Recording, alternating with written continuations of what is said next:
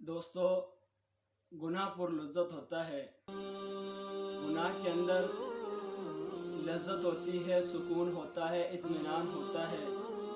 جب انسان گناہ کرتا ہے، انسان کے دل کو ایک تسکین ملتی ہے، ایک سکون ملتا ہے۔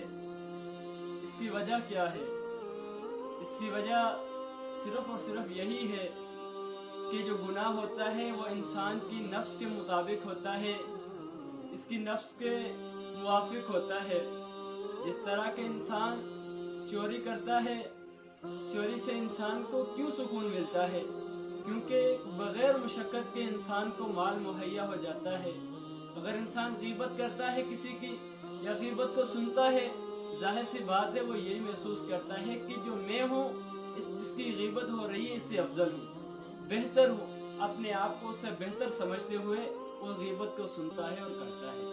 یاد رکھنا، یہ غیبت یا یہ نقصان یا یہ گناہ جس کی ہمیں لذت اور سکون مل رہا ہے، یہ سکون اور لذت ہمیشہ نہیں، ہمیشہ ہمیں رہنے والی نہیں، لیکن یاد رکھنا اس کا گناہ سدا اور ہمیشہ قائم ہو جائے گا۔ ذرا ایک مثال سے سمجھتے ہیں کہ اگر ایک بندہ ہے، اس کے ساتھ قانونی طور پر یہ دستاویز لکھوا لی جائے، معاہدہ کیا جائے کہ بھائی 1 سال کا وقت ہم تجھے دیتے ہیں، اس پورے سال کے اندر تجھے جو نعمت تجھے چاہیے تجھے ہم لا کر دیں گے، تو شہر کے جس اچھے بنگلے اور محل کے اندر رہنا چاہے گا ہم تجھے مہیا کر کے دیں گے، اور جس نعمت کے اوپر تو ہاتھ رکھے گا وہ تجھے ہم لا کر دیں گے، حتیٰ کہ تو جس عورت کے اوپر ہاتھ رکھے گا ہم اس سے تیری شادی کروا دیں گے۔ ایک بھی نہیں، اگر 4 سے کرنا چاہے پھر بھی اسے ٹھیک ہے، اور اگر تو روز ایک کو طلاق دے کر دوسری سے شادی کرنا چاہے پھر بھی ہم کروا دیں گے، لیکن اس کے آخر میں ہمیں تجھ سے کیا چاہیے؟ ہم تجھے پھانسی دیں گے، سال ختم ہوگا ہم تجھے سولی پر لٹکا دیں گے۔ کیا وہ بندہ اس پر راضی ہوگا؟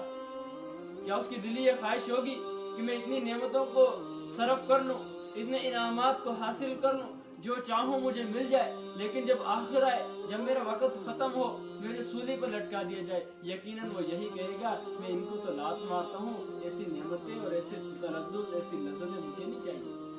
اللہ اکبر کبیرہ، یہ تو ایک موت ہے جس کی تھوڑی سی کڑواہٹ ہے، جس کی تھوڑی سی تکلیف ہے، یہ انسان کبھی برداشت نہیں کرتا۔ وہ یاد رکھو، وہ نعمتیں جو نیکی کی صورت میں آخرت میں ملنے والی ہے، وہ تکلیفیں اور وہ سزائیں جو ہمارے دنیا کے گناہ کی وجہ سے ملنے والی وہ دائیں گے، ہمیشہ رہیں گے۔ کبھی ہم نے تصور کیا، کبھی ہم نے سوچا، کبھی ہم نے دل کے اندر خیال کیا کہ یار میں نے 4 سال پہلے ایک نماز چھوڑی تھی، وجہ کیا تھی؟ یار میری طبیعت بوجھل ہو رہی تھی، میں یہ چاہتا تھا کہ باہر تو سردی ہے، اگر میں چلا گیا تو مجھے تکلیف ہوگی، اس سردی کی تکلیف سے بچنے کے لیے میں نے ایک نماز چھوڑی تھی۔ ذرا محسوس کر کے دیکھو کہ اس نماز چھوڑنے کی جو وجہ بنی، جو تکلیف بنی، وہ آج ہمیں محسوس ہے؟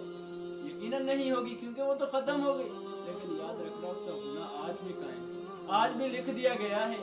اور ایک نیکی میں نے رمضان کے اندر کی تھی اللہ رب العالمین کو راضی کرنے کے لیے، اس کے کرتے وقت جو مشقت مہیا آئی تھی، جو مشقت لگی تھی، جو تکلیف پہنچی تھی، ذرا محسوس کر کے دیکھو کہ آج وہ تکلیف ہماری جان کے اوپر، ہماری ذات کے اوپر اسی طرح، بلکہ نہیں، تکلیف تو ختم ہو گئی، لیکن یاد رکھنا اس کی جو اجر، اس کی جو نیکی، اس کا جو صلہ رب العالمین نے لکھا ہے وہ آج بھی ہمارے پاس ہے۔ یاد رکھنا کہ جب انسان فوت ہوتا ہے تو اس کی تکلیفیں، اس کے گناہ، اس کی آسانیاں ساری کی ساری دنیا میں رہ جاتی ہیں، لیکن اس کے ساتھ جو ملنے والے اجر ہوتے ہیں، جو سزائیں ہوتی ہیں، وہ لے کر انسان اللہ رب العالمین سے ملاقات کرتا ہے۔